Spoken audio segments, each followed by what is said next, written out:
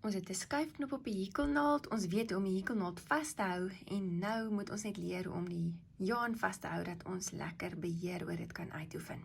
Nou die basiese beginsel van hekel is dat die jaan altyd van agter af oor jou hekelnaald gaan kom en dit maak eintlik glad nie saak hoe jy dit doen nie solank jy in die posisie eindig.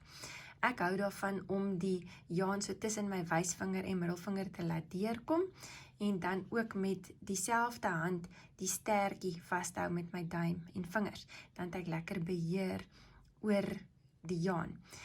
As jy bietjie ekstra spanning op jou jaan wil hê, draai ek om so eenmal om die pinkie voor ek hom hier deur die wysvinger en middelvinger sit, dan voel dit vir my of my spanning op my jaan 'n bietjie meer konstant is en dan is my steek 'n bietjie meer egalig.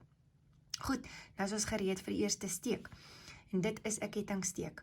Ons gaan met die hekelnaald onder deur die jaan, sodat die jaan van agteraf oor die hekelpen lê en trek dit deur die lus op die hekelnaald en daar is ons eerste kettingsteek. Weer 'n keer hekelnaald onder deur die jaan, sodat die jaan van agteraf oor die hekelnaald lê en trek dit deur die lus op die hekelnaald. Nou aan die begin draai 'n mens jou pen al in die ronde.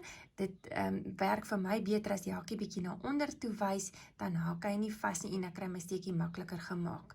So hekelnaald onderdeur, trek deur die lus en daar is my kettingsteek.